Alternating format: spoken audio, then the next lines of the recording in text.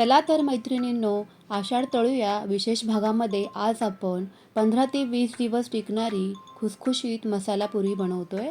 तुम्ही पुरी पाहू शकताय, मस्त अशा टुमटुमीत फुगल्या देखील आहेत आणि शिवाय अतिशय खुसखुशीत बनून तयार होतात. तेलकट अजिबात वगैरे होत नाहीत. कारण आषाढ महिना म्हटला ना की सगळीकडेच रिमझिम पावसाची सुरुवात झालेली असते. बऱ्यापैकी पाऊस बऱ्याच भागांमध्ये पडून गेलेलाही असतो. म्हणूनच आजही आपण चमचमीत असा मसाला पुरीचा बेत करूयात. माझ्या रेसिपीज आवडत असतील तर चॅनेलला जरूर सबस्क्राईब करा. चला तर फ्रेंड्स, पटकन वेळ न घालवता खुसखुशीत अशा रेसिपीला सुरुवात करूयात.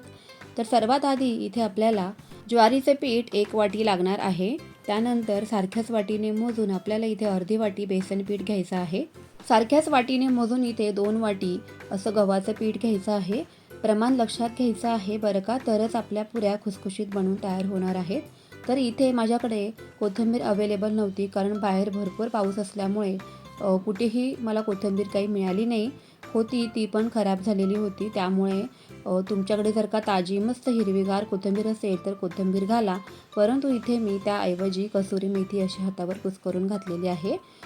त्यानंतर आपल्याला हिरवी मिरची आणि लसूण मिक्सरमध्ये बारीक फिरवून घ्यायचं आहे. तुमच्या आवडीनुसार हिरव्या मिरचीचं प्रमाण कमी जास्त तुम्ही इथे करू शकता. काही पावडर मसाले आपल्याला यामध्ये घालून घ्यायचे आहेत. तर त्यामध्ये 1 छोटा चमचा हळद घालायची. त्यानंतर 2 चमचे धने पावडर घालायची आहे.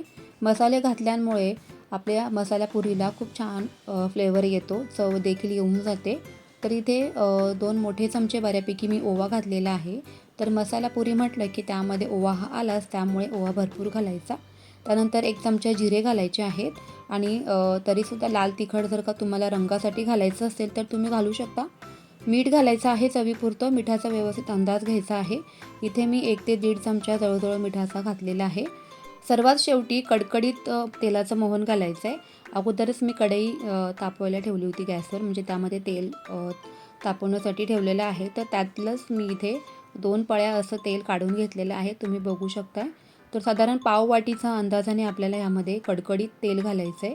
तिखट पदार्थ बनवायचं म्हटलं की त्यामध्ये तेलाचं मोहन घालायचं आणि गोड पदार्थ जेव्हा आपण कधी बनवतो तर त्यामध्ये तुपाचं शक्यतो मोहन घालायचं. जेणेकरून काय होतं की फ्लेवर छान येऊन जातो पदार्थाला, स्मेल खूप छान येतो. आता सगळंच तेल असं हाताने मिक्स करता चमच्याने मिक्स करून घ्यायचं, कारण ते गरम आहे. आता अशी हाताने मूठ वळून पाहायची, म्हणजे तेल अगदी आपलं व्यवस्थित सगळीकडे मिक्स करून घ्यायचं आहे खुसखुशीत, त्यामुळे पुऱ्या बनवून तयार होतात. सगळ्या बाजूला तेल लागलं गेलं पाहिजे, तर एवढी काळजी घ्यायची आहे. लागेल तसं अगदी कमीत कमी पाण्यामध्ये आपल्याला हे पीठ भिजवून घ्यायचं आहे. खूप जास्त पातळ मळायचं नाही, नाहीतर मग पुऱ्या तेलकट होऊ शकतात. त्यामुळे घट्टसर जितकं तुम्हाला पीठ भिजवता येईल तितकं घट्ट आपल्याला हे पीठ भिजवून घ्यायचं आहे. कारण पुऱ्या जर का खूप जास्त दिवस टिकवायच्या असतील तर शक्यतो जास्तीत जास्त घट्टच पीठ भिजवून घ्या, ज्यामुळे पुऱ्या आणखी खुसखुशीत बनायला मदत होते. अगदी मऊ करून घ्यायचं पीठ, म्हणजे व्यवस्थित पुऱ्यासुद्धा छान बनवून तयार होतात. 15 ते 20 मिनिटं पीठ झाकून असंच बाजूला ठेवून द्या, म्हणजे ते पीठ छान भिजून तयार होतं. पोळपाटावर घेतल्यानंतर पुन्हा अशा प्रकारे मऊ करून घ्या आणि कोरड्या पिठाचा इथे वापर करायचा आहे पुरी लाटून घेताना. त्यावरून मी असे तीळ घातलेले आहेत, जेणेकरून दिसायला छान आकर्षक दिसतं आणि चवसुद्धा छान खुसखुशीत बनून तयार होते. तर इथे मस्त अशी खूप जाडसर न लाटता मध्यम जाडीची पोळी लाटून घ्यायची आहे आणि एखाद्या वाटीच्या मदतीने किंवा डब्याच्या झाकणाच्या मदतीने तुम्ही असे पुऱ्यांना एकसारखे आकार देऊन घेऊ शकता. एकसारख्या आकारामध्ये अशा पुऱ्या बनवून तयार झाल्या ना की दिसायलाही खूप छान दिसतात. चला तर सगळ्या सेम पद्धतीने इथे मी या सर्वच पुऱ्या तयार करून घेते. अगोदरच काय करा ना की एकदम सगळ्या पुऱ्या तयार करून घेतल्या तरी पण चालेल, म्हणजे काय होतं की पुढचा जो वेळ आहे तळणीचा तर तो वाचतो आणि पटापट आपल्या इथे पुऱ्या बनवून तयार होतात. मध्येच लाटल्या आणि मध्येच तळल्या ना तर काय होतं की बराच वेळ वायाला जातो. तेल एकदम कडकडीत तापलं ना की पुऱ्या तळायलाही खूप सोपं होऊन जातं. त्यामुळे इथे सर्वच पुऱ्या मी तयार करून घेते आणि सर्वच तळवूनही घेते. तर तुम्ही बघू शकताय मस्त अशा गोल गरगरीत आपल्या पुऱ्या बनवून तयार झालेल्या आहेत.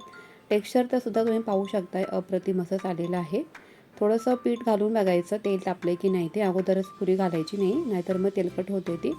तर मध्यम गॅस करायचा, खूप जास्त कमी पण नाही, मध्यम गॅसवरती आपल्याला या पुऱ्या अशा तळून घ्यायच्या आहेत. आणि घातल्याबरोबर लगेच उलटपलट करायच्या नाही. त्यांना स्वतः काय करायचं की थोडा फेस कमी झाला ना की आपोआप त्या पुऱ्या छान फुलतात. आणि त्यानंतर मग दोन्ही बाजूनी मस्त अशा खरपूस बिस्किट रंगावरती आपल्याला त्या तळून घ्यायच्या आहेत. रंग काय सुंदर आलेला आहे. मस्त अशा खुसखुशीत या पुऱ्या बनवून तयार होतात. अजिबात तेलकट वगैरे होत नाही, तेलात गेल्यावर फुटत नाहीत. तुम्ही जर का कुठे प्रवासाला जाताय किंवा तुम्हाला मुलांच्या टिफिनसाठी सुद्धा ह्या पुऱ्या बनवून ठेवायच्या आहेत. अगदी काय होतं की अचानक आपल्याला बाहेर कुठेतरी जावं वाटतं किंवा जावं लागतं कारणानिमित्त, तर घरच्यांना तुम्ही अशा पुऱ्या बनवून ठेवू शकता. किंवा मस्त असा एखादा शनिवार रविवारचा जरी बेत बनवला ना, तरी मुलंसुद्धा सॉससोबत किंवा दह्यासोबत अगदी आवडीने ह्या पुऱ्या खातात. नक्की करून बघा. सोप्या आहेत बनवायला आणि घरातीलच साहित्यांमध्ये बनवून तयार होतात. त्यामुळे रेसिपी नक्कीच आवडली असेल तर व्हिडिओला नेहमीप्रमाणे एक लाईक करून टाका पटापट आणि व्हिडिओ शेअर पण करा. नवीन असाल तर चॅनलला सबस्क्राईब करा. अशा खुसखुशीत पुऱ्या तुम्हीसुद्धा नक्की ट्राय करा आणि मला कमेंट्समध्ये कळवायला विसरू नका. पुन्हा भेटूयात स्वस्त आणि मस्त रेसिपीसोबत. तोपर्यंत बाय बाय.